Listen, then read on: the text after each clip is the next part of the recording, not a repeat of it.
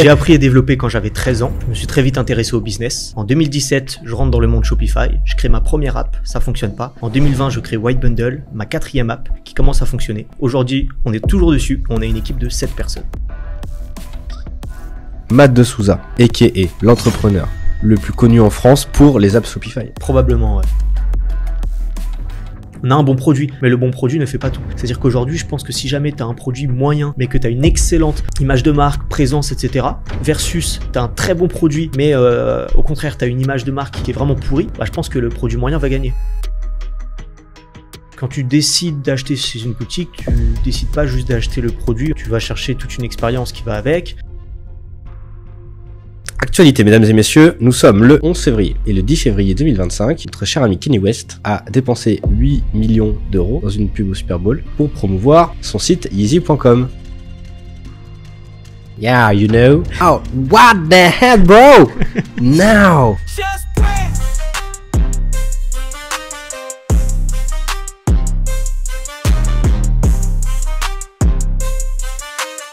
T'es pas trop stressé? Moi? Stressé? Ouais. Pas comme si c'était le premier podcast que je faisais. Sans vouloir me vanter. Monsieur est un infopreneur connu. Ça va. Mais généralement, je fais des podcasts en anglais. Je sais pas si t'as vu, t'as essayé de chercher. Du coup, tu disais t'avais regardé quelques podcasts, je sais pas quoi. Ouais, mais j'ai écouté que les podcasts en français de toi. Mais t'avais pas vu du coup qu'il y avait en anglais? Non. Ok. C'est surtout en anglais qu'il y a des podcasts de moi. Ah ouais? Ah, parce que c'est des Américains qui utilisent ton plugin. Ouais, parce que surtout que moi, je communique sur mes réseaux en anglais. Puisque du coup. YouTube, c'est en français? Ton YouTube? Non. Mais ton YouTube, il est en français. J'ai vu des trucs en français. T'as ouvert quel YouTube? T'as ouvert le YouTube de mon app Shopify? Ou mon YouTube à moi, Matt de toi? Souza? Impossible. Bah putain. C'est en anglais. Bon bah, je suis débile alors. En fait, j'ai commencé à communiquer en anglais, si tu veux. Ouais. Et le seul problème, c'est que j'avais aucune visibilité. Les gens qui font des apps Shopify en France, ça existe pas. Ça existe de plus en plus, mais ça existe pas. Et du coup, je commençais à parler, comment est-ce que j'avais fait mon truc et tout. Les SaaS en général, hein, c'est-à-dire que c'est même pas les apps Shopify, mais les gens qui créent du contenu sur les SaaS, il y en a pas. Et du coup, ce qui s'est passé, c'est que bah, je me suis dit, ok, bah, je vais commencer à parler en anglais, parce que la niche est beaucoup plus grande en anglais. Et en fait, là, ça a pris. Et donc, c'est pour ça que maintenant, si tu regardes mon Twitter, si tu regardes YouTube, du coup, mon LinkedIn, tout est en anglais. Voilà. Donc, il y a quelques podcasts en français. Par exemple, là, on en fait un en français, mais généralement, les gens qui m'invitent, du coup, sont en mode, bah, ils me connaissent parce que je suis anglais, quoi. Okay, great to know. Voilà. Let's go to start speaking in English. Let's go. C'est tout ce que je sais dire en anglais. C'est déjà pas mal. L'accent est trompeur. C'est fluide au moins. Yeah, you know. Oh, what the hell, bro? Now. Je peux faire que les réactions, tu vois. What? Les réactions. Crazy, man. Cliché. Ouais, c'est ça. Mais mec, c'est pas cliché du tout. Bah, quand tu penses en mode des trucs un peu à l'américaine, etc., c'est ça, c'est peut-être la réalité. C'est clairement la réalité. C'est peut-être la réalité, mais ça reste du cliché. Cliché réel. Après, il y a beaucoup de clichés parfois qui sont réels, hein. Mais mec, t'écoutes un podcast en mode, man, no, ah, really? Yeah, no, I mean, this is the last time I did it, and I don't know why, but you know, bro, it's like... Il a rien dit. Ok, tu le fais bien, tu le fais bien. Ils font souvent ça, hein. Ouais. Ils disent des trucs, mais au final, ils disent rien. Ouais. Bon, c'est un peu comme nos politiques français. Hein. Un petit peu, ouais. Bon, c'est bien, on a une bonne intro, là. Ok, Matt de Souza. De Souza. Matt de Souza. Il n'y a pas de Z, mais c'est de Souza. Ok. Donc, Matt de Souza, a.k.a. l'entrepreneur le plus connu en France pour les apps Shopify. Probablement, ouais. Donc, t'es le numéro 1. Donc, je suis numéro 1. C'est pas très grand, mais je suis numéro 1. Eh, mieux vaut ça voilà. que autre chose. Exactement. C'est le 36e épisode de Just Brain. En fait, c'est pas le 36e, c'est le 35e. Parce que l'épisode Maxime qui devait venir pour le 35e est malade, donc j'ai marqué 36. Il passera après. Maxime, terrible. Donc, 35e épisode de Just Brain. Just Brain, un podcast qui parle de... Brand. Yeah. Je vais te présenter en deux spies. Ok. Donc, tu fais des apps Shopify. Pour ceux qui connaissent pas, rapidos, c'est quand tu montes une boutique Shopify, tu peux aller chercher des apps / des plugins pour les mettre sur ton site pour améliorer ton site, ton expérience utilisateur, etc. C'est très clair. Magnifique. Très simple. J'ai monté 2 sites Shopify dans ma vie. C'est déjà pas mal. Mais et je n'ai jamais utilisé d'app Shopify. Tu devrais. Ouais. En plus, T'aurais dû. J'aurais dû. T'aurais dû. Et tu fais aussi du coup du personal branding. Parce que tu développes ta marque personnelle, tu crées du contenu sur les réseaux. Exactement. Et donc je me suis dit, voici un bon cocktail pour t'inviter sur ce podcast. Et je suis là. Il est venu, il a dit oui. Donc, je crois qu'on est pas mal en termes de présentation. Ça me semble pas mal. Peut-être, si tu veux, je me présente rapidement 2-3 mots. Je les connais, hein, les mecs qui disent 2-3 mots. Hein. J'ai appris et développé quand j'avais 13 ans. Okay. Je me suis très vite intéressé au business. En 2017, je rentre dans le monde Shopify. Je crée ma première app, ça fonctionne pas. En 2020, je crée White Bundle, ma 4e app qui commence à fonctionner. Aujourd'hui, on est toujours dessus. On a une équipe de 7 personnes. C'est chaud, hein? C'est concis, c'est rapide. Alors, je tiens à dire que t'es le seul invité qui m'a envoyé un document PDF avec les datas de ton historique. C'est vrai? Bah ouais, mec, genre, j'ai pas d'invité. Genre, à chaque fois je demande, les mecs, ils me disent, oh, tu tapes mon nom sur YouTube. Toi, tu m'as envoyé un Google Doc. Mais en fait, ce qui est marrant, c'est que Parfait. si jamais tu utilises ChatGPT tous les jours, t'as juste à aller sur ChatGPT et tu lui dis, donne-moi une description complète de qui je suis, et il va te le faire. Parce qu'il a toute la data sur toi. Ouais. Moi, il a un peu du mal, mais ouais, j'ai essayé, hein. Ah ouais? Moi, ça fonctionne plutôt pas mal. En même temps, je partage toute ma vie. Bah après, moi, je partage que ma vie. Moi, j'ai un gros passif avec les mangas et Okay. allez vous référer à l'épisode avec avec Basile. Mais du coup, je parle pas de manga dans ça. ChatGPT, il sait pas que t'aimes League of Legends. Non, il le sait peut-être, ouais. Mais c'est vraiment un truc infime de. Ça, les gens le savent pas, ça. Hein. Ça, les gens le savent. Ils savent surtout Dofus. Dofus, puisque c'est ça qui m'a lancé en fait. Et oui, c'est vrai. Et t'as retryhard là la nouvelle saison là? De Dofus? Ouais. J'ai joué un petit peu avec le 3.0 pour essayer de voir, mais bon, à chaque fois qu'il y a un truc comme ça, c'est toujours je m'intéresse 2 semaines et ensuite. Ouais, parce que sinon faut passer trop. Je perds le truc en fait. Faut passer trop de temps dessus. J'ai une pote, qui fait des lives Twitch. Ok. Sur Dofus du coup. Alors pas sur Dofus. Ok. Qui fait de l'UX design, donc qui design des sites web en live. Ouais. Et la nouvelle saison de Dofus qui est sortie là, tout le monde s'est mis dessus. Mm-hmm. Elle a fait genre pendant 3 semaines des sites de 12 heures sur Dofus. Ok. Et ça a fonctionné au moins? Bah oui, mais bon. D'habitude, tu as fait du design, quoi. Ouais. C'est, donc, son passif. On a fait un épisode d'ailleurs avec Cathy Doll, qui est, du coup, le premier épisode sur la chaîne YouTube. Pas okay. Le premier épisode parce que les 2 premiers épisodes sont sortis sur ma chaîne perso à moi. Mais du coup, c'est le premier épisode sur la chaîne YouTube, donc le 3e épisode de Just Brain. Cathy Doll. Voilà, pour l'anecdote. Donc, au programme de cet épisode, mesdames et messieurs, nous avons plusieurs éléments. Déjà, l'actualité, où on va parler de notre ami le rappeur américain qui a des goûts plus que spéciaux en matière de t-shirt. Comprendra qui pourra. On va parler de Temu face aux boutiques e-commerce brandées. Un petit peu le branding, son rôle dans les boutiques e-commerce et dans les apps Shopify. Après, j'ai quelques petites questions pour toi. Et puis, on terminera sur des anecdotes croustillantes. Ça me semble pas mal. Ouais. Bon plan. Si ça croustille, c'est que c'est cool. Alors, actualité, mesdames et messieurs, nous sommes le 11 février. Et le 10 février 2025, notre cher ami Kanye West a dépensé 8 millions d'euros dans une pub au Super Bowl pour promouvoir son site Yeezy.com.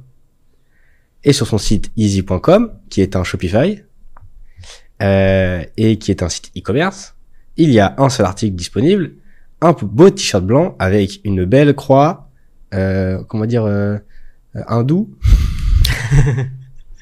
Celle qui était utilisée en Allemagne pendant la Seconde Guerre mondiale. Il y a des petites polémiques. Petites. Qu'est-ce que t'en penses, Matt? Je pense que déjà, d'un point de vue du rappeur en lui-même, en ce moment, c'est pas le seul truc qu'il a fait qui a fait polémique. Je pense que c'est un peu sa stratégie. On voit là récemment ce qu'il avait fait au défilé avec sa femme, avec la fameuse robe transparente. Et du coup, je pense que le site Shopify, c'est peut-être l'un des plus gros trucs qu'il a fait actuellement de polémique. Parce que, bon, je sais qu'il y a eu Donald Trump au pouvoir, je sais que ça a beaucoup parlé aussi du salut que Elon Musk a fait. Il a dit le mot récemment. Si tu veux, on le refait. Non mais t'inquiète, je rigole, hein. Tu peux le dire, je m'en fous. Hein. Je sais pas, au pire, parfois tu le mets, au pire on le bip.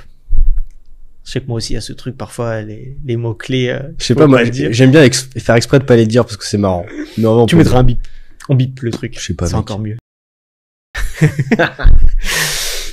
Ouais, et donc Elon Musk avait fait son fameux salut nazi, qu'il a dit que c'était pas le cas, mais après il s'est vanté, il en a rigolé un peu. C'est quoi, du coup, si c'est pas un sur nazi? Twitter.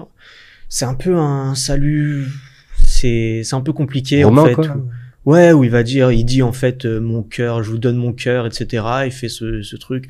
Je pense que oui, il doit être un peu, il a un truc au cerveau, je pense, de base. Mais il est autiste, ça c'est connu. Mais je me dis qu'il est quand même suffisamment intelligent pour savoir ce qu'il fait. Et je pense que il a toujours eu ce truc aussi de vouloir faire parler de lui. Et je pense que ça joue beaucoup. Et encore aujourd'hui, il en joue. Si jamais c'était pas fait exprès, je pense qu'il aurait automatiquement communiqué dessus en mode en s'excusant, en faisant quelque chose, j'en sais rien. C'est Elon Musk, mais il en aurait peut-être pas joué autant. Et du coup, bah là, on est dans la suite de ça avec Kanye, du coup, qui a mis ce t-shirt en ligne. Et du coup, qui fait encore plus polémique, parce que non seulement il a mis son t-shirt, mais il a aussi, je veux pas dire de bêtises, mais il a aussi mis un tweet en disant « Je suis un nazi ». I'm a nazi. Ah oui. Non, I love nazi. Non, I am a nazi. C'est pas I love nazi? Je crois que c'est un tweet I am a nazi. Pas dire de bêtises, mais je crois que c'est ça. On va les voir, hein. Et ouais, grosse polémique. Beaucoup de personnes qui s'en sont mêlées. Encore plus moi, du coup, vu que j'ai une app Shopify, je vois un peu ce qui se passe en interne, la communauté, ce qu'elle en pense, etc. Parce qu'il y a un côté public, c'est-à-dire que les gens en dehors de Shopify qui voient la boutique, qui s'indignent du produit, etc. Et ensuite, il y a le côté interne à Shopify, puisque du coup, bah, on a tout l'écosystème, que ce soit des développeurs comme moi, que ce soit des gens qui travaillent chez Shopify, qui du coup se sentent associés en fait à ce genre de produit, et qui du coup se plaignent parce que les deux cofondateurs de Shopify n'ont rien dit encore aujourd'hui. Donc ils n'ont pas communiqué là-dessus, ils n'ont pas supprimé le site. En tout cas, de ce que je sache actuellement, ils n'ont pas supprimé le site. Et donc les gens se sont un peu indignés en disant bah je savais pas que Shopify autorisait ce genre de produits sur leur boutique Shopify. Je sais pas ce qu'ils font, ils ont pas encore communiqué, etc. D'autant plus que, et c'est ça qui est important à noter, c'est qu'il y a une grosse partie de la communauté Shopify qui est juive. Il y a énormément de personnes, et je crois même que du coup le directeur, donc le président, je crois qu'il est lui-même de la communauté juive. Donc c'est un peu surprenant de leur part de pas avoir communiqué, d'avoir rien fait du tout, et du coup il y a des anciennes personnes qui travaillaient chez Shopify qui ont également montré leur mécontentement en disant bah qu'est-ce qui se passe, où est-ce qu'on en est, etc. Donc également dans la sphère du coup Shopify, vraiment à l'intérieur, toute la communauté, ça parle beaucoup en mode qu'est-ce qu'ils sont en train de faire quoi. Mais du coup il y a pas un problème parce que je pense qu'il a dû en vendre des t-shirts. Je pense qu'il a dû en vendre. Beaucoup même. Sûrement. Déjà il y en a beaucoup qui sont dans cette idéologie là. Donc déjà il y a ces gens là. Je pense qu'il y a une deuxième vague de personnes, c'est tous les gens qui sont un peu je m'en fous, je trouve ça drôle, je vais acheter, etc. Donc forcément qu'il a vendu, c'est sûr et certain. Je sais pas si moi je trouve ça drôle, mais c'est pas pour autant que je vais acheter un t-shirt nazi. Hein. Il y en a qui vont pousser le truc. Mais ouais. Après il y a un truc aussi à comprendre, c'est qu'aux US et même dans le monde entier, c'est très européen, mais aux US, en fait, ils ont pas la même relation avec le nazisme, entre guillemets, et l'extrême droite que nous, on a. Parce que nous, on a subi une guerre mondiale à cause de ça. Mais les Américains, ils ont pas trop, Ils étaient plus loin du conflit. Bah, ils étaient plus loin du conflit, ils ont perdu, des hommes, au débarquement, mais beaucoup moins que les Européens. Et en fait, tu le vois, mais, c'est beaucoup moins, fort aux US. En fait, c'est moins critique d'être nazi aux US. Ouais. Qu'en France. En France, c'est genre jamais de la vie, tu vois. Alors que tu vas un peu en Suisse, bah, en même temps Suisse, voilà. Tu vas un peu en Suisse, tu vas dans les pays, dans ces pays-là, autour de là. Tu vas aux US, bah il y a des gens, ils ont des tatouages, machin. Ah ouais, c'est un truc beaucoup plus poussé, quoi. Au Portugal et en Espagne aussi, je crois. Je vais pas dire de bêtises, je préfère pas me prononcer dessus. Ouais, pas dire de bêtises. mais en tout cas, je sais qu'aux US, il y en a, ils se tatouent sans problème, tu vois. Ouais, totalement. C'est totalement, comme, ça se montre, en fait. Ça se c'est un cache pas, équivalent ça se RN, montre. quoi, ici. Ouais. ça se montre en fait. Voilà. C'est plus un truc genre je suis un nazi, faut pas que je le dise ou quoi, ou alors nous c'est totalement genre, faut pas utiliser ça, et même l'extrême droite du coup se dit en mode non, on se compare pas du tout à ça, et là-bas aux US c'est différent, ils sont beaucoup plus libres dessus, où ils se disent bon, je suis Et le nazi, deuxième je m'en fous. amendement aussi, liberté d'expression. Donc voilà. Donc faut prendre ça aussi pour ça. Et est-ce que notre cher ami Kanye West ne va pas convertir des gens au nazisme grâce à ça? Je pense pas. Je pense que c'est pas suffisant pour convertir des gens au nazisme. Peut-être des gens qui sont sur la sellette. Non, ceux qui sont vraiment sur le point de le devenir, pour moi, du coup, ils le sont déjà. Il y a pas ce truc, il y a pas ce je vais acheter ce t-shirt, je vais le mettre, ok, trop cool. Putain. J'en suis devenu un. En fait, le seul truc, c'est de se dire qu'il y a des gens, voilà, qui sont partis l'acheter, alors que de un, c'est moche. Je veux dire, tu vois, en plus, il s'est même pas cassé la tête. Et de deux, c'est, en fait, le truc que ça renvoie. Je me demande comment est-ce que des gens peuvent se dire, je vais l'acheter, et même je vais le porter, ou même je le porte pas, mais comment ils se disent, je vais l'acheter, quoi.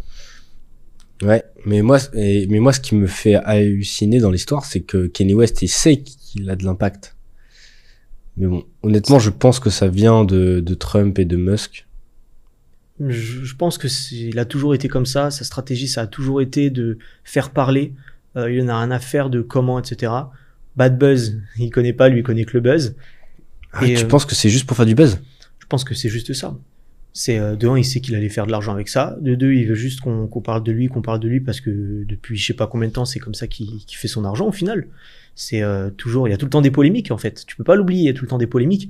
Et le truc, c'est que polémique, aussi grosse soit-elle, bah ça lui apporte des gens, donc ça lui apporte de l'argent forcément. Putain, c'est ouf. Il va juste. Après, c'est des Américains, donc ils ont pas de limite, hein, mais. Putain, ouais, c'est un truc de malade. Surtout que son ancien site était très stylé. Tu te rappelles? Je vois pas à quoi ressemble l'ancien. Son ancien site, c'était en gros sa villa en 3D, Ok. en mode Sims. Tu sais, tu peux te balader dedans. Et il y a des produits. Et du coup, tu pouvais tu cliquais sur le produit, il y avait une page Amazon, tu pouvais acheter le produit, quoi. Donc très stylé en fait. Tu rentrais un peu dans le. Je pense qu'il va changer. Dans le je lifestyle. pense qu'il va revenir à. Enfin, je vois pas ce truc-là rester sur le long terme, quoi. De un, Shopify va forcément faire quelque chose. Je pense que juste ils ont pris un peu de retenue pour savoir des mouvements comme ça peut être un peu compliqué. C'est-à-dire que s'ils font rien, Shopify, ça va parler. Et si jamais ils font quelque chose, ça va aussi forcément parler. Ouais, bah ouais. Donc je pense qu'ils prennent un peu de temps quand même, histoire de se dire c'est quoi la meilleure décision à prendre. C'est sûr qu'ils en parlent, en interne en tout cas, c'est sûr qu'ils font quelque chose. Et du coup, je vois pas la situation rester comme elle est. Après, j'ai envie de te dire, il fait rien de mal. Il prône une idéologie ultra agressive, tu vois. Mais en soi, il vend un t-shirt. Ouais, mais c'est ce que ça représente. C'est pas le t-shirt en lui-même, c'est ce que ça représente qui fait que tout le monde peut vendre un t-shirt. Après, en fonction de ce que tu vas mettre dessus. Encore, c'était marqué aller tuer les juifs sur le t-shirt. Bah, au final, c'est ce que ça Ouais, représente. c'est un peu écrit ça, mais. C'est ce que ça représente. Surtout si derrière il tweet je suis un nazi, Oui, etc. pardon. Avec tout ce que ça apporte derrière.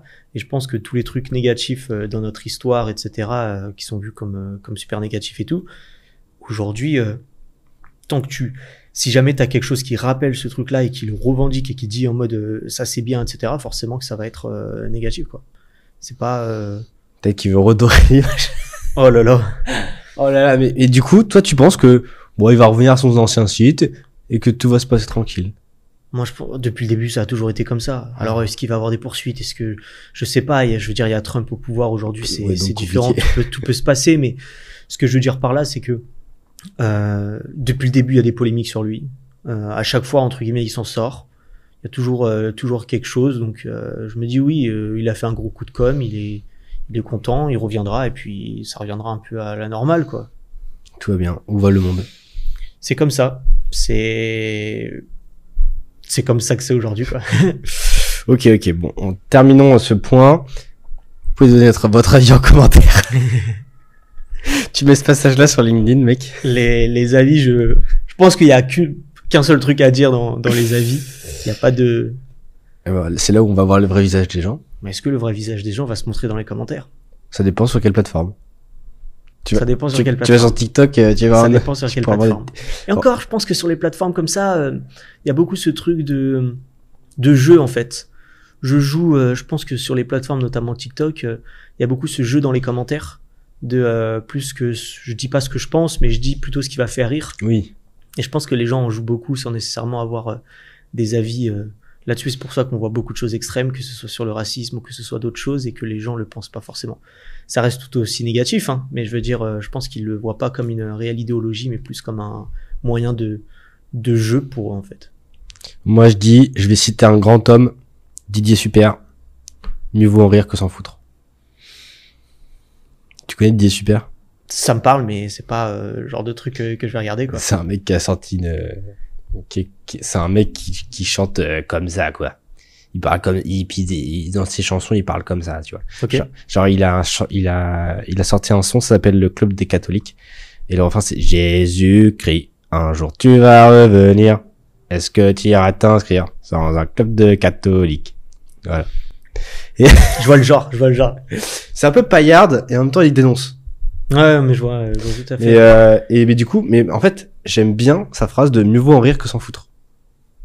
Ouais, c'est sûr. Après, bon, ça dépend où est-ce que tu dis cette phrase, mais je veux dire, il y a s'en foutre et s'en foutre déjà. Ça dépend comment est-ce qu'on amène cette phrase-là, parce que oui, ça peut être ok, mais dans d'autres contextes, à la limite, ce serait pas forcément le cas, quoi. Bah en fait, je pense qu'en rire, si tu tournes en dérision un truc que tu soutiens pas, tu vois. Et en fait, du coup, tu le prends pas au sérieux, et ce qui fait que ça rend peu crédible le discours. Alors que si tu t'en fous, ben des fois, ne rien dire, c'est accepté. Pour certaines personnes, ça peut être ça. Ou... Donc oui, c'est pour ça que dans une certaine mesure, ça peut être pris comme ça, quoi.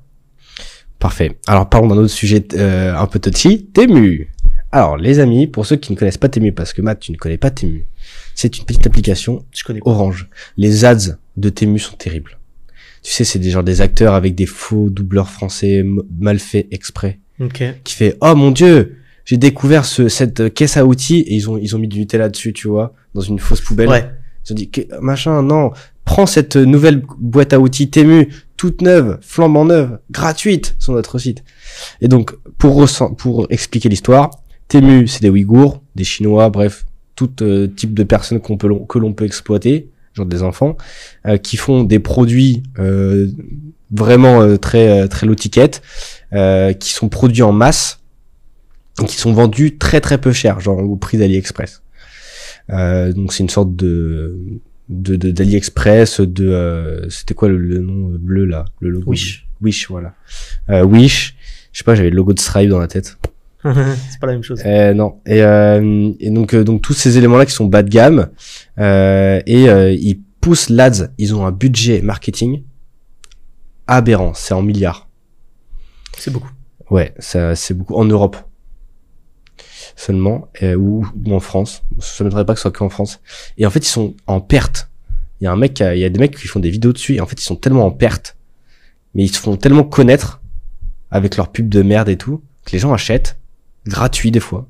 T'as des produits gratuits, ils achètent et ils se font après en fait, pour avoir un produit gratuit, tu dois donner ton email, mais aussi toutes tes coordonnées. Ouais. En fait, tu vends ton âme, tu vois, pour avoir un collier gratuit de merde qui a été fait en mauvaise qualité, etc. Et qui a un bilan carbone désastreux. Et voilà. Et donc le sujet aujourd'hui, c'est d'échanger avec aujourd'hui il y a Temu, un peu genre les rois du dropshipping, parce que c'est ça, et qui produisent en masse, qui ne respectent pas l'environnement, qui respectent pas le droit de travail, et les enfants, qui respectent pas grand chose. Rien du tout. Voilà. Et en tout cas, ils sont connus pour ça. Est-ce que c'est vrai, est-ce que c'est faux? On pourra pas vraiment savoir. Mais en tout cas, c'est connu pour ça. Face à des boutiques Shopify, des boutiques e-commerce qui, elles, sont brandées avec un beau produit, avec un packaging, un service client, etc. Aujourd'hui, il y a beaucoup de gens qui achètent sur Temu ou sur Wish ou sur AliExpress. Comment est-ce qu'aujourd'hui, sur une boutique Shopify, avec peut-être grâce au branding, du coup, tu peux te battre contre ça? Je pense que déjà, il y a un truc, c'est que en fonction des personnes, t'as des personnes qui vont aller chercher plutôt, qui vont s'en foutre en fait de ce qu'il y a derrière. Juste, je vois le gain immédiat, à savoir un produit gratuit par exemple, qui vont pas forcément se soucier de ce qu'il y a derrière. Et ensuite, je pense qu'il y a un autre type de personne qui va être beaucoup plus s'attacher à quelque chose enfin, avec des valeurs qu'ils partagent, par exemple, avec un type de produit qu'ils partagent. On voit par exemple, je sais pas moi, avec des produits comme Apple ou peu importe ce qu'ils vont sortir, il y a des gens qui vont acheter. Et je pense que c'est surtout ça qui est important, c'est-à-dire tu vas avoir une personne qui va acheter chez toi, qui va adhérer avec ton produit de base, qui vont ensuite adhérer avec ce que tu vas proposer, avec tes valeurs, avec ces autres choses-là. Et donc au final, qui vont continuer à acheter chez toi. Donc en fait, tu peux proposer autre chose, c'est-à-dire que quand tu décides d'acheter chez une boutique, tu décides pas juste d'acheter le produit, en tout cas la fonction que le produit va avoir. Tu vas chercher toute une expérience qui va avec, tu vas chercher les personnes qui sont derrière, tu vas chercher le design ou ce que je sais pas moi, le support client, etc. Et donc en fait, c'est un tout qui fait que tu vas plutôt choisir la qualité aussi, c'est important. Et je pense qu'il y a toutes ces choses-là qui font que tu vas décider derrière d'acheter chez une boutique Shopify un truc un peu brandé, un truc un peu cool, plutôt qu'aller acheter comme ça en Chine ce genre de produit. Après, ok, stylé. Après, pour moi, de mon avis, Shopify, ça n'a pas une bonne image dans le sens où c'est un peu fait, justement, c'est très rattaché au dropshipping, e-commerce, qui a pas forcément une belle image au sens large de la chose. Tu sais, quand on parle e-commerce, tu t'entends beaucoup. Maintenant, j'entends business de vente en ligne, tu vois, mais il y a beaucoup de gens qui vont entendre dropshipping, produits de merde, etc. Et vu que tous les mecs qui font du drop et qui ont développé cette marque un peu d'infopreneur, un peu arnaque, etc., utilisent Shopify, t'as la marque, en tout cas en France, Shopify, qui est associée du coup à ce truc-là. En fait, il y a un point qui est important, c'est que nous, dans la niche dans laquelle on est actuellement, donc entouré d'entrepreneurs qui sont liés de près ou de loin au e-commerce, etc., forcément, tout le monde connaît Shopify. Tout le monde connaît Shopify et tout le monde connaît le dropshipping. Donc pour nous, dropshipping, ça va être associé par exemple à des arnaques, ça va être associé à Shopify. Mais si jamais on s'ouvre et qu'on va voir plus large que simplement les business qu'on a, et en fait, on se rend compte qu'il y a personne qui connaît Shopify aujourd'hui. C'est-à-dire que moi, quand je discute, je sais pas moi, avec des membres de ma famille, avec des amis qui sont pas du tout dans le business, qui vont avoir un travail tout à fait normal, on se rend compte qu'ils connaissent pas Shopify. Ils connaissent pas Shopify, ils connaissent pas forcément le dropshipping, ou alors ils ont entendu parler du dropshipping, ils ont entendu parler des arnaques parce que c'est passé à la télé, etc., mais pas forcément du fait que c'était lié à Shopify. Et Shopify, aujourd'hui, ils ont changé un peu de cap, c'est-à-dire qu'au lieu de se concentrer sur des petites boutiques comme peuvent l'être les boutiques de dropshipping, ils commencent à aller sur du B2B, en tout cas sur des plus grosses marques. Je sais pas pour les gens qui nous écoutent par exemple, mais je vais vous apprendre que Decathlon est fait sur Shopify. Et donc en fait, il y a de plus en plus de marques comme ça qui switchent vers Shopify juste parce que c'est mieux, ça réduit les coûts pour eux parce que généralement ils ont une équipe technique, que Shopify se développe de plus en plus, que c'est de plus en plus stable et donc ça permet de pouvoir supporter des grosses marques comme Decathlon. Et donc je pense que à l'échelle plus grosse que simplement les gens dans le business qui nous entourent, en fait Shopify n'a pas cette connotation de dropshipping. Ok. Et d'ailleurs, pourquoi toi t'es parti sur Shopify et pas genre WooCommerce par exemple? En fait, du coup, moi, quand j'ai lancé en 2017, Shopify commençait à se démarquer énormément, juste d'un point de vue fonctionnalité, en fait. C'est-à-dire qu'on a un peu ce truc de toutes les autres plateformes, que ce soit WooCommerce, que ce soit Wix, etc., qui sont, même PrestaShop, qui sont restées un peu à l'ancienne. C'est-à-dire qu'il y a quelques années, c'était peut-être très cool, mais au final, ça n'a pas forcément évolué, contrairement à Shopify, qui aujourd'hui, tous les 6 mois, vont sortir sans nouveauté. Donc Shopify, okay. Ils ont un truc qui s'appelle Shopify Edition, où en gros, tous les 6 mois, donc tu vas avoir Winter Edition pour l'hiver, tu vas avoir Summer Edition, du coup, pour l'été.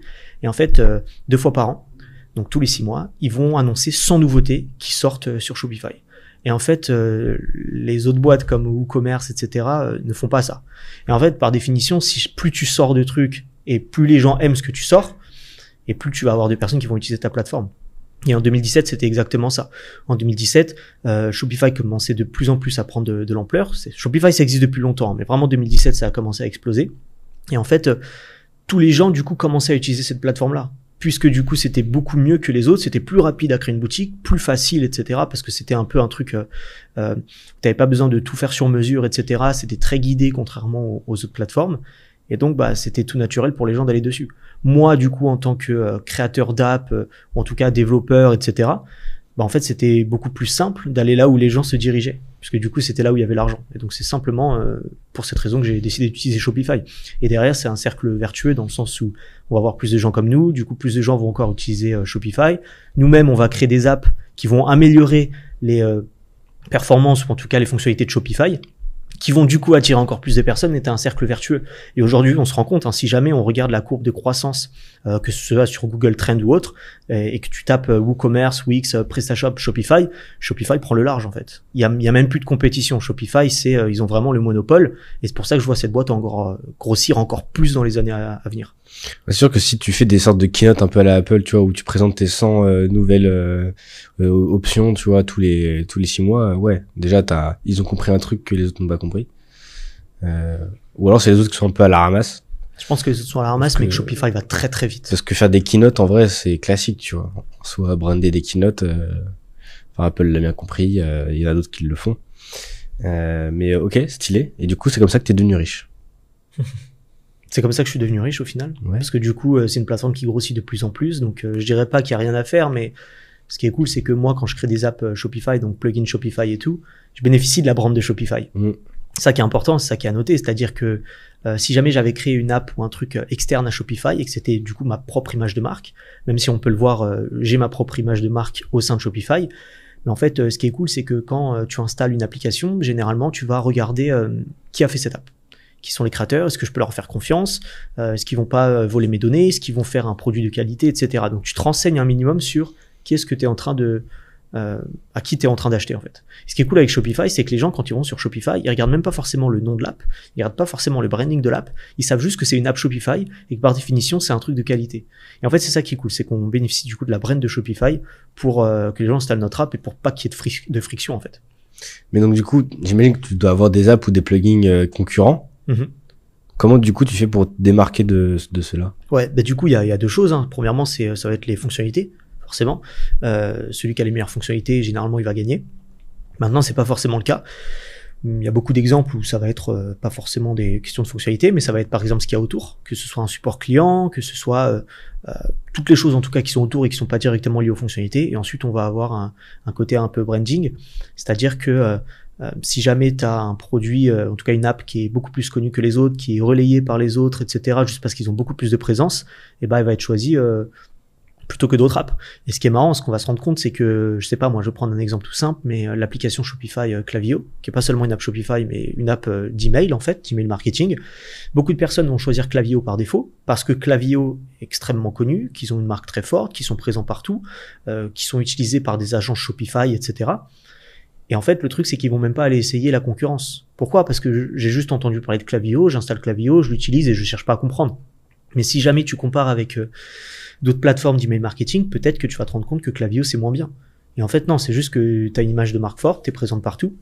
Et nous, c'est ce qu'on a essayé de faire. C'est-à-dire que quand on s'est lancé avec White Bundle, du coup, mon app Shopify qui a fonctionné, en 6 mois, on a atteint 25 000 par mois. Du coup, en moins de 6 mois, on était à 25 000 $ par mois. Et en fait, ce que j'ai fait et ce qu'on a essayé de faire en sorte, c'est d'être présent partout.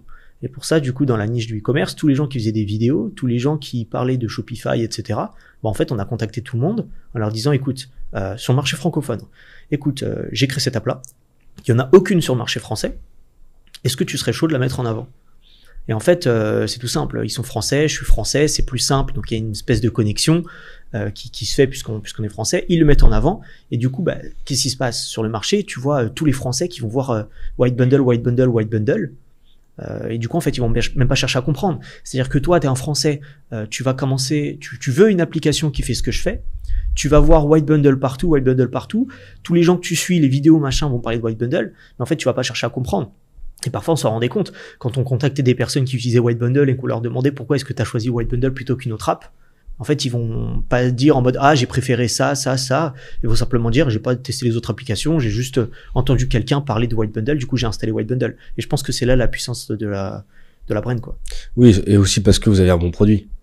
On a un bon produit, mais le bon produit ne fait pas tout. C'est-à-dire qu'aujourd'hui, je pense que si jamais tu as un produit moyen, mais que tu as une excellente image de marque, présence, etc., versus tu as un très bon produit, mais au contraire, tu as une image de marque qui est vraiment pourrie, je pense que le produit moyen va gagner. Pourquoi? Parce que les gens vont commencer à l'utiliser. alors que ils vont voir que c'est présent, ils vont commencer à l'utiliser, c'est moyen, mais ils sont ok avec ça. Bah, de toute façon, c'est là où on se rend compte que maintenant l'UX devient super important, parce que j'imagine que vous avez une interface ou des choses comme ça. Ouais, l'UX c'est très important, surtout dans ce milieu-là. Voilà, donc aujourd'hui, maintenant, si l'interface elle est éclatée, on veut pas aller dessus. On a parlé sur un ancien épisode de TeamSpeak. Ok. Ça te parle? Ouais, à l'ancienne. Tu sais qu'ils ont rebrand. Ils ont rebrand, j'ai pas du tout suivi, mais... Ils ont rebrand, ils ont fait l'interface, et où ils ont en gros pris l'ancienne partie, ils ont fait un mix avec Discord. Ok. Le truc qui est ignoble. Il y a personne dessus, du coup. Ouais, bah, déjà, je pense que c'est arrivé trop tard. C'est-à-dire qu'ils auraient dû prendre le virage bien plus tôt de, je sais pas, Discord, etc. Que ce soit TeamSpeak, hein, que ce soit Skype, etc. À l'ancienne, je pense qu'ils ont pas pris le virage assez rapidement. Donc, ils peuvent tester le rebranding aujourd'hui, je pense que ça va être compliqué. Et puis, ouais, bah, même comme ça, parfois, ça va être l'erreur. Ça va être de trop changer et d'avoir un truc, au final, qui est pire encore, limite. Oui, lui, là, c'est pire. Mais parce que tu vois que c'est des devs qui ont essayé de designer un truc. Ouais. Ça n'a pas de sens. Mais honnêtement, parce qu'en fait, le positionnement de TeamSpeak, pour répéter, c'est que TeamSpeak, ça va vite, il n'y a pas de latence. Alors que Discord, il y a des bugs. Tout le temps, quoi. Enfin, en vrai, à chaque fois que je me connecte sur Discord, tu dois te connecter, reconnecter, lancer ton partage, machin, le mec arrive pas à voir. Ouais. Il y a quand même pas mal de bugs sur Discord, là où TeamSpeak, il y en a pas parce que c'est des full dev, alors que Discord, c'est des marketeurs. Tu vois, si t'avais un mix des deux, bah là, t'aurais la plateforme parfaite. C'est pour ça que je pense que TeamSpeak, si t'as un mec qui fait du marketing, qui arrive, qui vient mettre un petit coup de pinceau, qui te fait une belle plateforme, il y a pas de bug, bah les gens vont migrer sur TeamSpeak, en fait. Ce qui est marrant, c'est que ça se fait pas du jour au lendemain, en fait. Non, mais je pense que les gens, s'il y a pas de bug, ils iront naturellement vers lui. Bah, pas forcément, justement, et c'est là où l'image de marque est importante. C'est-à-dire que même si ton truc fonctionne pas, même s'il y a un truc qui est mieux à côté, en fait, à partir du moment où t'as l'image de marque et où t'as le truc ancré dans la tête des gens que ça, c'est mieux, et ben en fait, les gens restent sur ça et vont pas forcément switcher. Ou en tout cas, ça va se faire sur longtemps. Je sais pas, moi, ça va se faire par exemple sur 2 ans, la transition. Et il faut que pendant ces 2 ans, TeamSpeak reste au top et soit bien meilleur. C'est-à-dire que si jamais ils sont juste un tout petit peu meilleurs que l'autre, bah en fait, les gens vont jamais faire le pas. Parce qu'en fait, ils ont juste l'habitude d'utiliser ce produit-là. Ils sont plus ou moins satisfaits avec ça, même s'il y a quelques problèmes. Et en fait, du coup, ils vont pas chercher à voir si jamais il y a mieux derrière. Parce que les gens, déjà, ils ont pas le temps, les gens, ils ont la flemme, les gens, ils sont juste satisfaits quand ils connaissent quelque chose parce que c'est un peu le confort, etc. Je connais, je continue d'utiliser. Et il y a qu'une infime partie, au final, des gens qui sont un peu des testeurs qui vont se dire, est-ce qu'il y a pas mieux, je vais aller tester, TeamSpeak, etc. Mais entre le moment où il y a ces gens-là qui vont tester et le moment où la masse commence à l'utiliser, bah, au final, t'as parfois des années qui vont se passer. Ouais. Et je pense que c'est ce qui s'est passé de base avec Discord, etc. quand ils sont arrivés. Bah, je suis d'accord avec toi et pas d'accord. Enfin, en vrai, je suis d'accord parce que tu me parles de brain et je suis vendu en brain, tu vois, y a pas de problème. Mais, en fait, la brain, c'est la conséquence de ton travail, de la qualité, etc. Et genre, j'ai un très bon exemple. Je cherchais un exemple pour contredire, en fait, un petit peu ton argument de un truc où j'ai fait une transition moi-même. Et il y a eu une transition où, en gros, tu vois Adobe, et il y a Figma. Tu vois ce que c'est Figma? Ouais, tout à fait. Donc Adobe, ils ont sorti dans leur suite Adobe, ils ont sorti un logiciel qui s'appelle Adobe XD. Ouais. D'accord, qui fait la même chose que Figma. Donc pour ceux qui savent pas, c'est un logiciel pour faire de la mise en page vectorielle de sites internet. C'est une maquette web. Ok. Donc tu designes ta maquette avec des formes et des couleurs et des textes. Puis après tu envoies ça à ton développeur qui passe ça en code. Et donc Adobe XD, il faisait la même chose que Figma, avec ses layouts, etc. Et moi j'ai commencé sur Adobe XD parce que j'étais Adobe, tu vois, je dis vas-y, je vais pas aller sur Figma parce que autant rester sur Adobe. Et petit à petit, tout le monde est parti sur Figma. Alors qu'Adobe, tu peux modifier sur Photoshop et tout, enfin il y a des trucs qui sont vachement bien, tu peux pas faire sur Figma. Mais tout le monde est parti sur Figma parce que la brand elle est clairement moins forte que celle d'Adobe. Mais, vu que le produit, il s'améliore de tous les jours et qu'il est factuellement meilleur pour faire ce qu'on veut faire avec, les gens migrent. Ouais, c'est ça, mais du coup, c'est ce que je veux dire, c'est-à-dire que ça s'est pas forcément fait du jour au lendemain. Non. C'est-à-dire qu'il y a pas, le produit était meilleur, les gens ont changé, je sais pas quand est-ce qu'a été créé Figma, je sais pas quand est-ce que ça a commencé à ressembler à ce que c'est aujourd'hui, mais je pense que le truc ne s'est pas fait en 1 an, je pense même pas que ça s'est fait en 2 ans, je pense que ça s'est fait en beaucoup plus longtemps. Ouais. Et justement, il y a ce truc de, les gens ont un problème, sont pas satisfaits avec quelque chose sur Adobe, ils vont partir sur Figma, et en fait, entre ce moment-là où du coup, t'as les gens qui vont aller dessus, et le moment où c'est adopté par la masse, et ben en fait il y a un temps qui est super long malgré le fait que le produit était bon dès le début, parce qu'il y a ce truc de j'utilise déjà ce produit-là, je vais pas changer, etc. jusqu'à ce qu'il y ait la masse qui l'utilise. Et ça pourrait être pareil à l'inverse, c'est-à-dire que demain si jamais Adobe commence à avoir un produit qui est bien supérieur à Figma, le truc c'est que les gens dans leur tête c'est Figma, et en fait du coup ça va pareil mettre un temps énorme avant de switcher, même si le produit est exceptionnel. Parce que les gens, au-delà des fonctionnalités, il y a ce truc d'habitude, de preuve sociale, je veux dire, c'est bête, mais moi, je travaille avec des développeurs. Les développeurs, ils jurent que par Figma. Si jamais demain, tu as un développeur qui commence à envoyer des projets sur Adobe, par exemple, en fait, je sais que ces clients vont être en mode, c'est bizarre, tous les autres devs, ils m'envoient sur Figma, toi, tu m'envoies sur Adobe, comment ça se fait? Et du coup, lui, il va se sentir mal. Et juste pour ça, par exemple, même si Adobe est mieux, juste pour ça, il serait prêt à rester sur Figma. C'est en fait, il y a tout un truc autour qui fait que les gens vont rester sur un produit, même si derrière, il y a un produit qui est beaucoup mieux. Ouais, moi, j'ai ce problème avec Canva. Mes clients, ils veulent absolument des fichiers Canva. C'est ça. Moi, je dis non. Et en fait, c'est un truc, ça peut pas se faire du jour au lendemain. Et ouais, mais je pense que je vais finir par envoyer des fichiers Canva. Hein. Tu passes par quoi, là, actuellement? J'ai un prestataire qui transfère les designs que je fais sur Figma en Canva. Quand j'ai besoin. C'est un truc de ouf. C'est comme ça, c'est plus limité, quoi. Ouais, c'est ça. Alors que c'est moins bien. Par la masse, c'est moins bien, mais parce qu'il y a... C'est comme ça, quoi. Je pense que l'UX, c'est en fait, je sais même pas, en fait, c'est la courbe d'adoption qui est beaucoup plus rapide sur Canva que sur Figma. Je pense que c'est pour ça, et du coup. Courbe d'adoption ou quand je veux dire, quand tu changes de produit pour prendre le produit en main. Ouais. L'apprentissage, la courbe d'apprentissage. Ouais. Elle est beaucoup plus rapide. Mais derrière, au final, c'est ça, c'est si jamais il y a la masse qui est toujours sur l'autre produit, etc. Et la masse est lente, hein. C'est-à-dire que, en fait, si tu veux, tu as 3 phases, généralement, pour un produit. C'est, la phase A, on va l'appeler la phase A, la phase B et la phase C. La phase A, donc vous pouvez aller voir, Simon Sinek qui a fait une vidéo là-dessus, vachement intéressante, où en gros il explique que la phase A, du coup, quand tu as un nouveau produit qui arrive et qui est bien meilleur que les autres, etc., la phase A, ça va être la petite croissance, où ça va généralement être des early adopters qui vont venir tester le produit. C'est un peu des aventuriers, c'est des mecs, ils kiffent tester des nouveaux outils, qui vont se rendre compte au final que le produit est bon. Tu vas avoir une petite croissance vis-à-vis de ça. Ensuite, tu vas avoir la phase B. La phase B, c'est tous les gens qui de base sont pas trop aventuriers, qui vont plutôt regarder un peu ce que les autres font, et quand ils vont se rendre compte que la phase A kiffe le produit, ils vont se dire faudrait peut-être que je commence à les regarder. Et une fois que eux sont satisfaits, on a la phase C, où là c'est tous les suiveurs, tous les moutons qui vont être en mode il y a tout le monde qui utilise ça, tout le monde qui kiffe, je vais dessus. Et en fait ces 3 phases-là vont durer énormément de temps avant d'être faites. Et donc en fait c'est pour ça qu'il y a ce temps de switch qui va être super long, parce que c'est pas du jour au lendemain que la phase C va commencer en fait. T'as toujours ce passage de on attend les premiers mecs qui vont le faire, ensuite la deuxième et ensuite la troisième. Ouais, donc nous en tant qu'entrepreneur, on doit viser la première phase du coup pour aller séduire les premiers early adopters qui vont du coup influencer la majorité bruyante.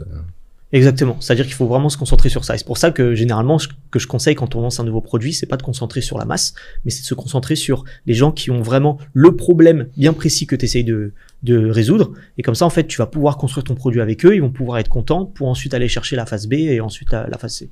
D'ailleurs, vite fait, elles servent à quoi tes apps? Parce qu'on en a pas parlé. C'est vrai qu'on en a pas parlé. Alors White Bundle, du coup, c'est une application qui permet de créer un système de réduction sur sa boutique Shopify. Autrement dit, je vends un t-shirt. Je vais proposer 2 t-shirts avec le deuxième à moins 50%. Ça, cette réduction-là, White Bundle va créer tout le système derrière. Donc tout le système technique pour que la réduction puisse s'appliquer, mais également tout l'aspect visuel. C'est-à-dire que sur ta boutique, tu vas voir la réduction, tu vas pouvoir la sélectionner, tout va être beau pour augmenter les conversions en fait. Donc ça c'est White Bundle, et derrière j'ai White Review, où ça c'est tout simplement une application pour collecter et afficher des avis clients sur la boutique. Donc tu demandes ce que le client ce que le client en a pensé de ton produit, il reçoit un email, il va laisser un avis, et ensuite l'avis on l'affiche sur la boutique. Un peu en mode de Trustpilot. Exactement. Ok, stylé. Et ça si t'as envie de parler un peu de chiffres, ça t'a généré combien? Enfin ça te génère combien ça là on est actuellement à... Alors les dernières fois que j'ai partagé, vu que j'ai arrêté de partager, ça m'apportait les mauvaises personnes. On faisait 50 000. Il y a que des bonnes personnes ici. Tu peux parler du vrai chiffre. C'est pas mal. Mais c'est vrai que ça m'a attiré beaucoup de mauvaises personnes sur les réseaux qui n'étaient pas forcément intéressées par ce que je proposais, mais plutôt par les chiffres que je faisais. Donc globalement 5 chiffres. Ok. Voilà, par mois. Et on est une équipe de 7 personnes. Ok. Ouais, donc faut les payer quoi. Et tu marches bien? On marche très très bien sur ce genre de trucs, moins bien même que certaines applications qu'on peut avoir, parce que ça dépend de ton type de produit, si jamais il est très compliqué techniquement, si jamais tu as un plus gros besoin en support client, etc. Mais généralement sur du SaaS comme ça, on peut être facilement entre 50 à 80%, voire pour les meilleurs, on peut monter entre 80 et 90%. Contrairement par exemple à du e-commerce où ça va chiffrer 15%, 10% parce que tu as des coûts de produit. Nous on n'a pas de coûts de produit, on a un client, il paye un abonnement, il payera le mois prochain, donc on n'a pas besoin de le récupérer à nouveau. Et donc c'est pour ça qu'on a des marges vraiment grosses. Donc dans ton équipe, j'imagine que tu as une partie genre maintenance de dev. Alors ouais, ce qu'on va avoir, c'est qu'on va avoir 2 personnes au support client, Okay. on va avoir 2 développeurs, on va avoir une personne qui est un peu entre les deux, c'est du support technique, et on a une personne pour le marketing. Et après il y a moi, je peux tout faire. Et le mec qui fait le marketing, il fait quoi du coup? Marketing, ça va être beaucoup de partenariats avec d'autres apps Shopify. Ça c'est intéressant, c'est que si tu veux, les apps Shopify, on a tous les mêmes clients. C'est-à-dire on a tous des boutiques e-commerce. Et donc en fait, ce qui est tout con, hein, c'est que si jamais tu vas les voir et que tu leur dis, bah écoutez, j'ai cette base d'email, j'ai ces utilisateurs-là, je parle de votre app, vous faites la même chose. Et en fait, on s'envoie des clients comme ça vu qu'on a les mêmes clients. Et bah on fait ça avec pas mal d'applications, on fait des gros partenariats avec des grosses promotions, etc. Donc ça c'est un point très important. On a ça, on a l'autre côté, à savoir tout ce qui est influenceur. Donc j'en parlais au début, être présent dans des vidéos YouTube, etc. Donc il va gérer ce truc-là. Il va y avoir aussi un aspect produit. Donc par exemple, prendre en appel nos utilisateurs pour comprendre globalement de ce qu'ils veulent, quelles sont les fonctionnalités, pourquoi, comprendre un peu le besoin, le marché, etc. pour ensuite gérer un peu notre produit de cette façon-là. Donc en fait, ça va être tout ce qui va être lié de près ou de loin au marketing, hein, tu vois, revoir le site internet, voir ce qu'on va mettre, etc. Ouais, vous avez carrément un site juste pour l'app, quoi. Ouais, bien sûr. Ok. C'est vrai. Parce que moi, je le vois un peu comme en mode App Store, tu vois. Ouais, non, totalement. Non, au final, ça devient un vrai business où on va, justement, on est en train de revoir notre site, là, actuellement. Et c'est un vrai... Si t'as besoin d'un coup de main. Tout a déjà été fait. Tout a déjà été fait. Je pourrais te montrer si tu veux. Je suis chaud que tu me montres, en vrai. Ouais. Si je peux te donner une critique constructive. Ok, trop stylé. Ouais, donc remarque, j'ai envie de te dire, si tu fais du 5 chiffres mensuel, ouais, il te faut marketer ça comme un vrai business, entre guillemets. Ah, c'est un vrai business. Et encore, moi, je suis un petit, hein. C'est-à-dire que t'as des mecs, récemment, je suis parti à Londres et je suis parti rencontrer le fondateur de l'application Judge Me. Donc, Judge Me, c'est également une application d'avis clients, qui est l'app avec le plus d'avis clients sur l'App Store de Shopify. Donc, ils ont quelque chose comme 40 000 avis, sur l'App Store. Pour info, moi, j'en ai quasiment 1000. Je dois en avoir 980, quelque chose comme ça. Ah oui, d'accord, donc il y a un gros gap. Ouais, il y a un énorme gap.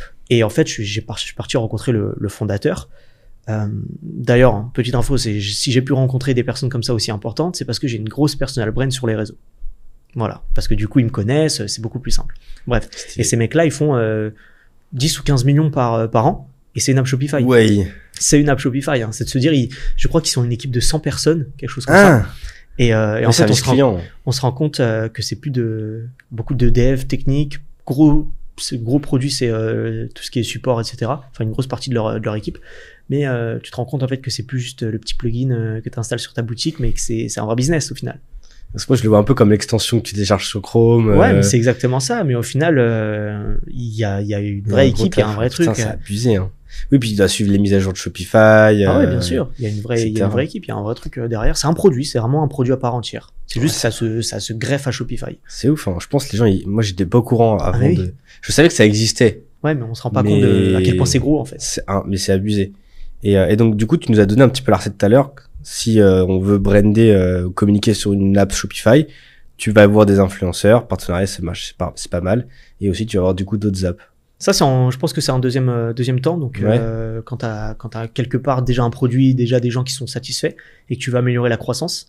Il y a une analogie que j'aime bien donner avec ça. C'est quand tu veux commencer à faire de la masse un peu. Déjà, il faut que ton produit soit adopté. On a vu les 3 différentes phases. Mais si jamais tu veux faire de la masse, le problème, en fait, c'est que les gens veulent faire de la masse trop rapidement. Et qu'ils se disent, je vais bombarder un peu partout.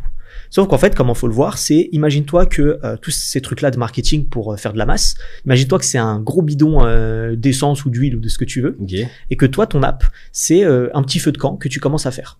Tu vois, tu commences à le faire avec ton petit feu, ton petit truc. Et en fait, tu commences à avoir un peu de fumée. Tu commences à avoir un petit truc où tu dis, ah, ça commence à prendre. Et en fait, tu balances ton bidon. En fait, il va rien se passer. Pourquoi? Parce que tu as juste un petit truc, mais c'est pas encore lancé. Du coup, en fait, tu vas peut-être un peu augmenter, mais ça va pas, tu vas pas envoyer le truc à fond. Tu vas juste gâcher toute ton essence ou toute ton huile, en fait. À l'inverse, si jamais tu commences un peu avec des petits trucs à droite à gauche et tu commences à avoir un petit feu, et que là, tu balances, là, ça va te faire des gros trucs. Pourquoi? Parce qu'en fait, ce genre de marketing, ça amplifie, ça crée pas. Tu vois. Et si tu veux pas juste créer tes chances, bah, faut pas le faire au début. Au début, moi, je dis qu'il faut aller chercher des trucs, qu'on appelle ce qui scale pas. C'est-à-dire, généralement, ça va être des trucs à la main que tu peux pas faire en fois 1000. Si tu devais le faire 1000 fois, ça marcherait pas. Donc, typiquement, ça va être, je sais pas moi, aller démarcher des mecs sur LinkedIn, un par un, et tu vas contacter 20 mecs par jour. Au début. C'est un truc qui scale pas. Tu peux pas faire ça pour 1000 personnes. Mais en fait, ça va te ramener les premières personnes. Et ça va te ramener justement la phase A. La phase A, ce sont des gens que tu dois aller chercher comme ça. Et moi, j'ai commencé comme ça au début. Je suis allé dans les communautés. J'ai commencé à avoir 15 clients qui ont commencé à tester mon app, qui m'ont aidé à l'améliorer. Ce qui est bien, c'est que c'est des clients réellement intéressés et qui ont réellement le problème. Et puis petit à petit, tu vas grossir jusqu'au moment où je suis parti avec les influenceurs. Et ce qui est marrant, c'est que quand tu vas sur mon dashboard Shopify, machin, où tu vois la croissance et tout, bah on voit genre le début, tu vois, 15 personnes, et ensuite on voit la croissance exponentielle au fur et à mesure que les choses se passent. Ça, c'est très stylé. Ok, donc aujourd'hui, admettons, demain, je veux monter mon app. Je vais aller chercher, d'abord, je fais un produit qui tient la route. Avant même le produit, en fait, tu dois aller trouver le problème. Oui, tu trouves le problème. Ouais. Admettons, j'ai trouvé le problème, je fais mon produit, ouais. Et du coup, là, je vais démarcher des gens à la main. Ouais, c'est ça à la main, ou en tout cas, pas forcément démarcher des gens à la main, mais en tout cas, tu dois faire un truc qui ne scale pas. Ça peut être, je sais pas, moi, que je pourrais penser, ça peut être du démarchage, donc du cold, ou ça peut être tout autre chose. En fait, ce qu'il faut juste se dire, c'est est-ce que ça scale? Généralement, ça scale pas. Par contre, c'est cool pour aller chercher les premiers clients. Tu privilégies la qualité, en gros. Ouais, c'est ça. Plutôt que la quantité pour Exactement. Avoir des premiers avis ultra pertinents et précis, quoi. Pour créer le produit et aller dans la bonne direction. Ok. Donc là, en fait, on peut dire que le produit fait la brand. Le produit fait la brand, je sais pas, mais en tout cas, le produit aide à façonner la brand. Bah, la façonne peut-être après, en tout cas, aide à fonder les bonnes, voilà. Parce que si c'est de la merde, les gens, ils vont pas la télécharger. Ah oui, c'est sûr. Et ensuite, après, tu sais, du coup, dans quelle direction, tu sais je sais pas, moi, la vibe des gens, juste la vibe des gens. Comment est-ce qu'ils parlent, qu'est-ce qu'ils aiment, etc. Et au final, tu te dis, ok, bah, moi, au début, par exemple, quand j'ai créé White Bundle et que j'étais pas encore sur des couleurs, etc., et que les clients que je voulais avoir, ils avaient un peu cette vibe punch, etc. En fait, j'ai décidé de partir sur des couleurs fuchsia. Pourquoi? Parce qu'il y avait ce truc de peps, machin, et au final, je suis parti sur des couleurs fortes comme ça, qu'on reconnaît et tout, et juste à aider. Si jamais j'avais des clients un peu plus prestigieux, etc., je pense pas que je serais parti sur ces couleurs-là. Mais c'est sûr, il faut s'adapter à sa cible. Okay. Exactement. Et donc du coup, tu fais ça et tu développes une personal brand à côté qui n'a genre rien à voir. Alors ça a à voir indirectement, c'est-à-dire que je partage mon quotidien de créateur d'app Shopify, donc toutes les choses que j'ai faites, les erreurs que j'ai faites, mes conseils, etc. Donc en tant qu'entrepreneur. Et en fait, ce qui est marrant, c'est que du coup la cible que j'attire, c'est pas du tout des clients. Et en fait, c'est juste que quand j'ai commencé à vouloir créer du contenu, puisque du coup, on m'a répété pendant très très longtemps, il faut créer du contenu, il faut que tu aies une personal brand parce que c'est tout de suite beaucoup plus simple derrière dans ton business, ce qui est le cas. J'ai attendu trop longtemps pour partager. Et en fait, la logique des choses, c'était je devais partager du contenu pour les e-commerçants, pour le e-commerce, puisque ça me permettait derrière d'attirer des clients.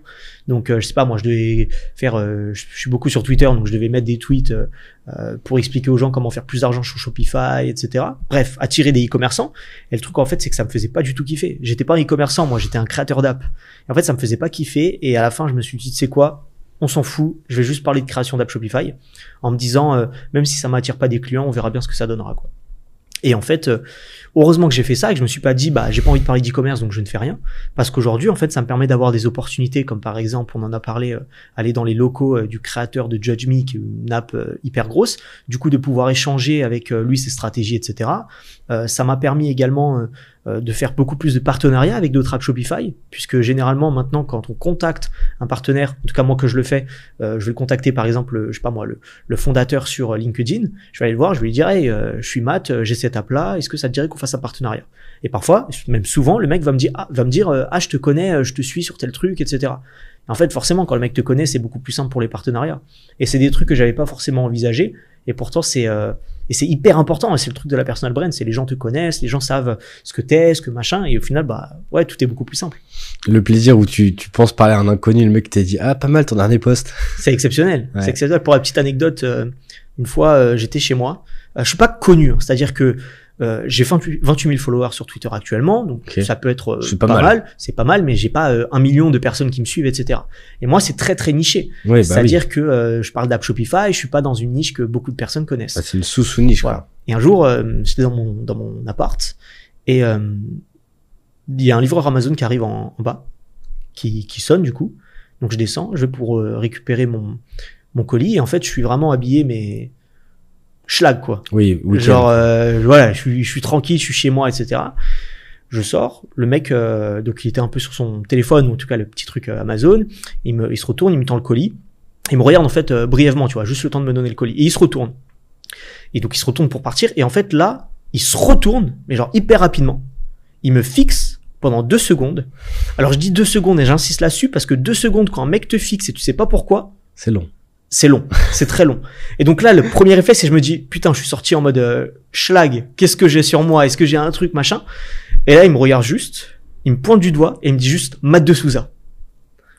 Et genre là, je me suis dit, ouais, il dit, ouais, fondateur de White Bundle, etc. En français, alors que je communique en anglais. Hein. Il me dit en français, ouais, fondateur de White Bundle, etc. Je dis, ouais, c'est moi. Et du coup, il me dit cette phrase, très très drôle, encore aujourd'hui, j'en rigole, et il me dit, je savais pas que t'habitais là. Frérot, Depuis, j'ai déménagé. frérot, c'est pas le genre de truc que je vais dire, ouais, j'habite à tel endroit, etc. Tu vois. Et du coup, ouais, c'est marrant, c'est juste pour dire, personal brand un peu partager les gens un peu qui te reconnaissent et c'est beaucoup, C'est tout de du suite ouf, beaucoup hein, plus ouais. simple, Putain. beaucoup plus simple après pour le business. C'est pas mal. C'est pas mal, c'est pas mal. Et on t'a déjà reconnu autre ou c'était la seule fois? Non, c'était la seule fois où on m'a reconnu en vrai, autre que les événements. Oui. Quand il y a un événement Shopify, C'est bon, t'es la star, tu rentres. les gens viennent, ouais, les gens demandent des photos avec moi. C'est vrai? Ouais. Mais non. Surtout, en fait, si tu veux, Shopify, du coup, c'est très très large. T'as des gens au Canada, t'as des gens en Inde, t'as des gens Ouais. au Vietnam, t'as des gens partout, en fait. Et moi, je communique en anglais. Du coup, j'attire, entre guillemets, toutes ces personnes-là. Je suis pas que sur le marché francophone. Et donc, en fait, pour beaucoup de personnes, je suis un peu inaccessible, tu vois. Moi, je partage sur les réseaux, surtout que en app Shopify, tu vois, parler d'app Shopify, je suis celui qui a le plus de followers sur Twitter. J'ai un groupe Facebook, il y a que 2 personnes qui ont un groupe Facebook, dont moi. Donc, en fait, c'est un peu le truc, tu vois, j'ai pas envie de me vanter, mais je suis un peu la star dans le milieu, tu vois. Sans me vanter, purement dans le truc, dans le sens où je suis le plus, entre guillemets, l'un des plus connus dans le milieu, tu vois. Parce que tes gros concurrents, ils font pas de personal brand. Non, ils font pas, ou alors s'ils en font, ils font justement pour les commerçants, mais ils font pas Mais comme vite moi fait, ouais. pour ce Ils sont genre pas, de ils truc. sont pas sous-nichés. Ouais, non, app voilà, exactement. Shopify. Et donc, si tu veux, t'as beaucoup de personnes en Inde qui vont me suivre. Beaucoup de personnes en Inde qui me suivent, qui suivent ce que je fais. En plus, il y a beaucoup de développeurs là-bas qui s'identifient beaucoup à ce que moi je peux faire, etc. Et donc, en fait, qui me voient juste à travers les réseaux. Et en fait, parfois, il y a des événements Shopify qu'ils organisent. Par exemple, l'année dernière, Shopify, ils ont organisé au Canada, à Toronto, un gros événement pour tous les partenaires, etc. avec 2000 personnes. Donc, un gros événement et tout, avec pas mal de trucs, machin. Et donc, t'as des gens du monde entier qui voyagent juste pour cet événement parce que c'est un événement officiel Shopify, etc. Et quand t'arrives là-bas, en fait, je sens les regards, littéralement, je sens les regards sur moi. Je suis là, les gars. Trop bizarre. Honnêtement, c'est très, très bizarre. C'est pas agréable du tout parce que tu sens que les mecs te regardent, tu sens qu'ils ont envie de dire quelque chose et toi, t'es là et juste, tu peux rien faire, en fait. Tu peux rien faire. Et en fait, ils viennent me voir. Et encore une fois, hein, pendant ce truc-là, pendant 2-3 secondes, ils me disent juste « Hey Matt !» Et je leur dis salut et en fait, ils parlent pas, tu vois. Ils savent pas quoi dire. Can you take a photo? Ils savent Voilà, pas quoi voilà. dire. Tu vois, et donc bon, je commence un peu à tu vois, engager la conversation, expliquer les trucs, etc. Dire ouais, pourquoi est-ce que t'es là? Les fameuses questions que je connais maintenant, c'est tu viens d'où? Pourquoi est-ce que t'es venu? T'as des apps Shopify aussi? Sinon en fait on dirait rien. Et en fait les mecs me disent on peut prendre une photo, etc. Parfois des groupes de 3 et tout, et je prends des photos.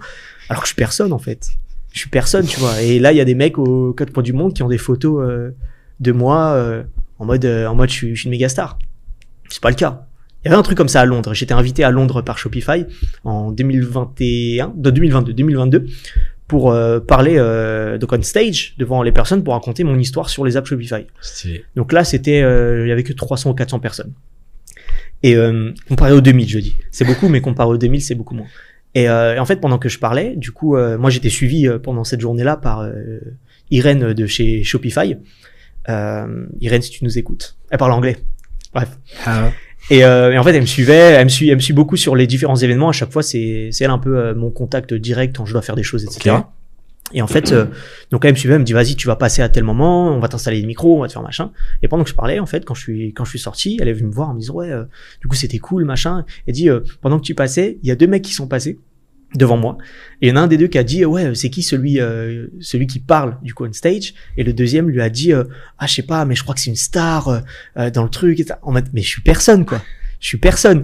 Et voilà, c'est marrant. Tout ça pour en revenir au fait que la personal brand, ça t'ouvre des portes exceptionnelles que t'as pas prévues en fait. C'est-à-dire que c'est des trucs où tu te dis juste bah ok, peut-être je vais imaginer, ça va m'aider à avoir ça, et en fait ça t'imagine, il y a des trucs que t'imagines pas que ça va t'apporter qui sont exceptionnels.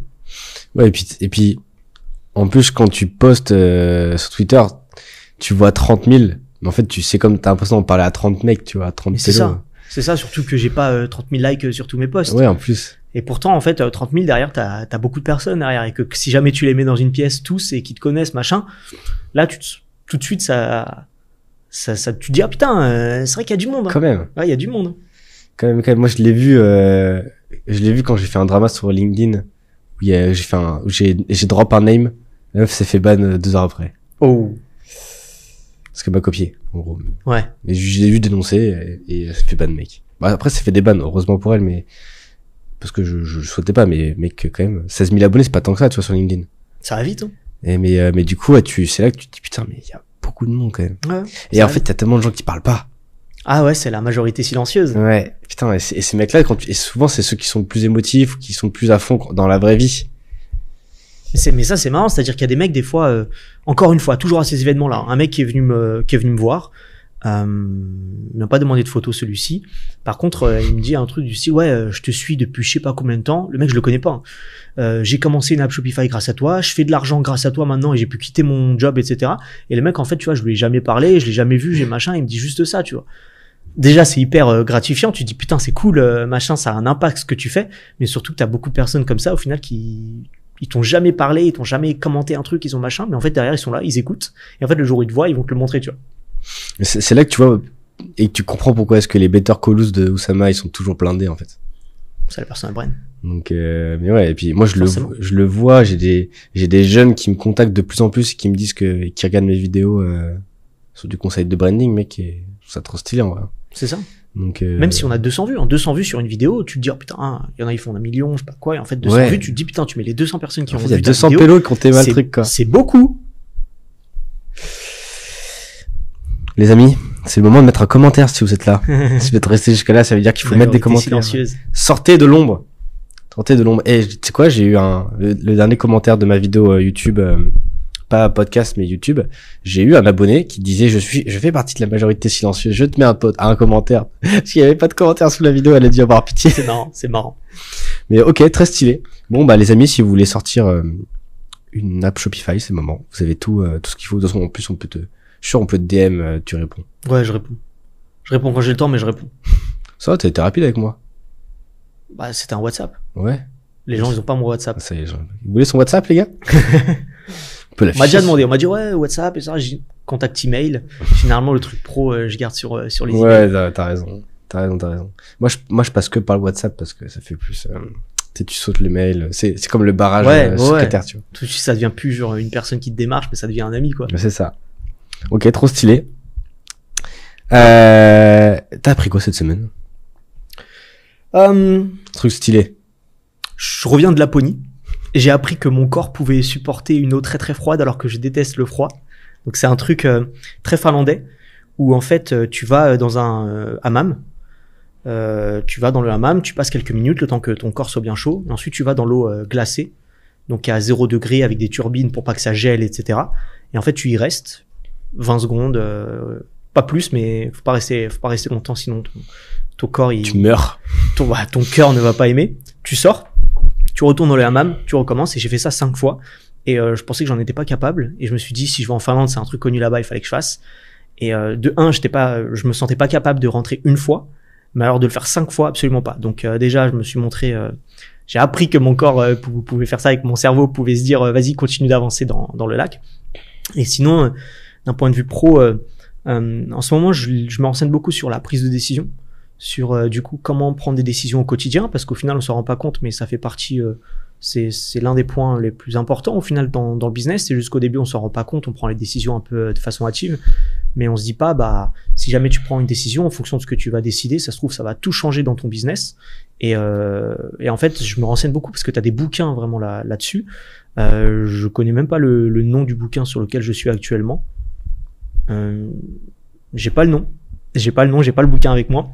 Tu l'enverras, je le mettrai. J'enverrai, je mettrai on mettra les différents liens. Ça cause de quoi dans la prise de décision? C'est quoi le thème? En fait, je pense que c'est vis-à-vis de pourquoi est-ce que j'ai décidé d'apprendre sur ça ou. Bah non, mais le bouquin que t'es en train de lire, il apporte comment le sujet? Ouais, en gros, il apporte différents frameworks, en gros, façons de penser, des méthodes de pensée pour t'aider à prendre des décisions, pour pas faire de merde en fait, parce que il y a un truc que le bouquin dit beaucoup, c'est qu'en gros, ceux qui prennent les meilleures décisions en fait, c'est pas qu'ils prennent de bonnes décisions, c'est qu'ils évitent les mauvaises.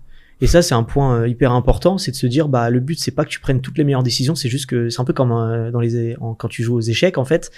Faut juste pas faire d'erreurs, en fait. Ouais. Et si tu évites les erreurs, généralement, tu te rapproches un peu d'un truc un peu parfait, mais prendre que des bonnes décisions, c'est pas possible. C'est impossible, ouais. Et en fait, du coup, il y a plusieurs concepts mentaux comme ça, des modèles mentaux, voilà, des modèles mentaux sur comment est-ce que tu réfléchis, comment est-ce que tu prends ta décision, etc.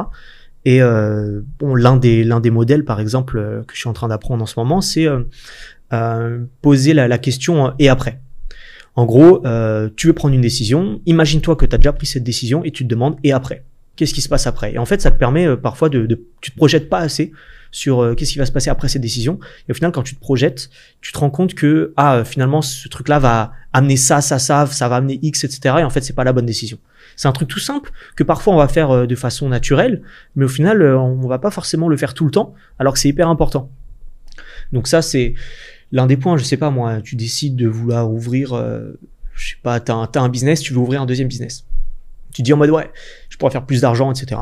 C'est un exemple que je viens d'inventer là à l'instant. Et en fait, tu dis je vais en ouvrir un deuxième, et tu dis est-ce que je dois le faire ou pas. Et en fait, tu te dis bah et après, qu'est-ce qui se passe? J'ouvre le truc, qu'est-ce qui se passe après? Et ça se trouve, tu vas te rendre compte, tu vas dire, ah putain, mais j'aurais ce truc-là à gérer, j'aurais ça, que t'as pas envisagé parce que tu te voyais juste faire ce truc-là, est-ce que tu pouvais avoir, etc. Au final, c'est vachement important. Après, ça parle beaucoup de data, de la prise de décision vis-à-vis que t'as de la data, ce qu'on appelle, c'est très technique, hein, de la data quantitative et de la data qualitative, où en gros, tu vas avoir la data par les chiffres. Donc, tu te rends compte que, je sais pas moi, ton taux de conversion sur ton business, il est de 20%, tu vois. Et tu vas voir la data qualitative, c'est quand tu discutes avec les personnes, pourquoi est-ce que tu as converti, pourquoi est-ce que tu n'as pas converti, etc. Donc, en gros, c'est les deux types de data que tu as besoin de récupérer quand tu veux prendre une décision. Et donc, en fait, c'est un point important que les gens vont pas faire et ils vont se baser généralement soit sur leur ressenti. Je pense qu'on devrait changer, je sais pas moi, ce truc de place, tu vois. Je sais pas moi, mettre le bouton à un autre endroit. Et ils vont juste se baser sur ça, ils vont se dire je prends la décision de bouger le bouton. Alors que ce livre-là, dans les modèles mentaux, vont dire bah d'abord tu dois backer ça avec de la data. Ouais. Data qualitative, data quantitative, et là tu vas pouvoir prendre la décision. Et voilà, c'est pas mal de modèles comme ça qui t'aident au final à te dire ok, est-ce que là je suis en train de faire une décision bête, ou est-ce que elle est pas bête et du coup je peux aller dessus, quoi. Intéressant. Très solide comme apprentissage. Ok. Est-ce que par tout hasard, tu as une petite anecdote croustillante à nous laisser Tu nous en as donné déjà pas mal. J'en ai donné pas mal. Ça, elle a fait avec l'Amazon, avec le livre d'Amazon, elle était pas mal. Ouais.